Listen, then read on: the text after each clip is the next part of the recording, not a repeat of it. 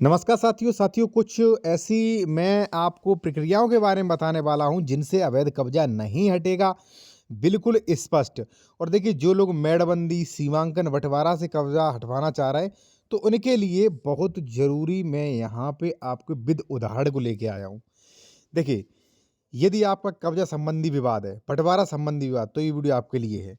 क्योंकि एडवोकेट की गलत कार्रवाइयों से लोगों के कब्जा नहीं हट रहे और वहाँ पे पूरा पैसा बर्बाद हो रहा। क्या है मैटर, वो जान लीजिए। एक चीज़ साथियों और, अगर आप कोई भी कानूनी सलाह लेना चाहते हैं, डॉक्यूमेंट चेक करवाना चाहते हैं विशेषज्ञ के द्वारा, तो कॉन्टैक्ट नंबर वीडियो के डिस्क्रिप्शन में मिल जाएगा। देखिए, अब है क्या साथियों, अगर आपकी ज़मीन पे कब्जा है, तो लोग बाग क्या करते? लोग बाग जाते मेड़बंदी सीमांकन कराने से, ठीक है?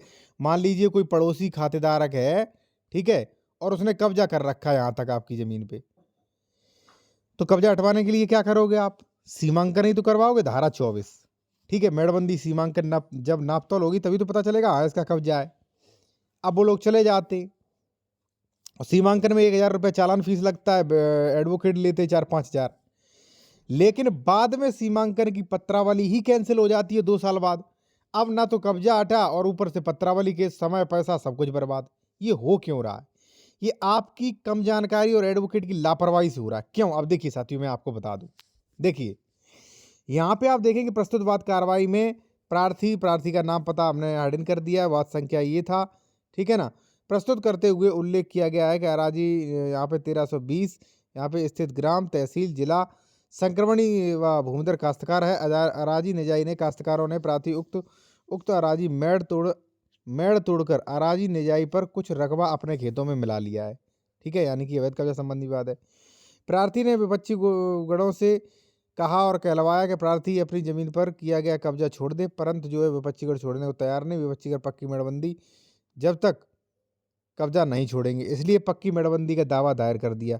अब गाटा संख्या ये और पूरा यहाँ पे दिया गया है कि मेड़बंदी कराकर पक्की मुड्डी गड़वाए जाने हेतु अनुरोध किया है, ठीक है? अब साथियों, इनका पूरा पैसा वेस्ट जा सकता है। क्यों जा सकता? नहीं, बल्कि जाएगा। थोड़ी सी लापरवाही। क्या लापरवाही? अब देखिए, मैं आपको बता दूं। लापरवाही साथियों ये है कि यहाँ पे देखिए, जिस गाटे पे उन्होंने मेड़बंदी चाहिए 1320 पर, वो एक गाटा है, पूरा एक गाटा है और सह खातेदार कई हैं, ए, बी, सी, डी। तो अगर मान लीजिए डी की जमीन पे कब्जा हो रखा है, तो इस गाटे में सीमांकन नहीं होगा जब तक 116 और 117 की कार्यवाही नहीं होगी, ठीक है? तब तक सेक्शन 24 नहीं होगा। और एक चीज मैं आपको बता दूं, इस घाटे में सेक्शन 24 की आवश्यकता है ही नहीं, क्योंकि 116 अंश डिक्लेरेशन, 117 जब कुरा डिक्लेरेशन होगा, तो वहां पे कुरा जो है नाप तोल करके पक्की मुट्ठी गाड़ के बनाया जाता है। यहाँ पे सीमांकन का कोई काम ही नहीं। फिर भी इन्होंने जो है सीमांकन का कर दिया है, तो पूरी पत्रावली कैंसिल होगी, आपका पैसा और समय बर्बाद होगा। तो कहने का मतलब हमारा सिर्फ ये है साथियों कि अगर आप भी अवैध कब्जा हटवाने की कोशिश कर रहे हैं या विवाद है, तो आप ये देख लीजिए कि क्या उसमें सीमांकन हो सकता है कि नहीं, ठीक है? अब मेरा प्रश्न है, मैं तर्क संगत प्रश्न करूंगा, ठीक है? उससे पहले एक चीज और, अगर आप कोई भी कानूनी सलाह लेना चाह रहे हैं विशेषज्ञ के द्वारा, तो कॉन्टैक्ट नंबर वीडियो के डिस्क्रिप्शन में मिल जाएगा, ठीक है? फीस भी बता दी जाएगी डिस्क्रिप्शन में। और कई लोग जूनियर एडवोकेट होते, कई लोग कानून की जानकारी चाहते, कई लोग जो है वीडियो की कमेंट्स में अगर आप जवाब चाहते हो, तो आप इस चैनल को ज्वाइन कर सकते हैं ओनली 59 रुपए में 1 मंथ के लिए। हजारों लोगों ने कर रखा है, आप भी कर सकते हैं, ठीक है? ओनली 59 1 मंथ के लिए आपको काफ़ी सुविधाएं मिलेंगी स्पेशल मेंबर बन के, ठीक है? अब देखिए, इसमें होगा क्यों नहीं, एक बात बताइए आप, थोड़ा तो रेज करिए। अगर कोई एक बड़ा गाटा है साथियों, ठीक है? मान लीजिए ए है, बी है, सी है, डी है, चार चार खातेदार हैं। यहाँ पे ए कब्जा है, यहाँ पे बी कब्जा है, यहाँ पे सी कब्जा है, यहाँ पे डी कब्जा है। अब पड़ोसी गाटे वाले ने क्या किया? ऐसा कब्जा कर लिया यहाँ तक, ठीक है? पड़ोसी मान लीजिए 288 वाले ने कब्जा कर लिया।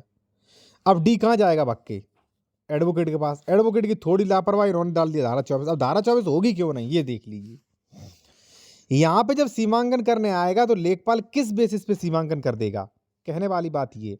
अब आप कहोगे क्यों नहीं कर पाएगा? इसलिए नहीं कर पाएगा क्योंकि अभी डी कैसे प्रूव कर सकता है कि ये डी का कोरा है?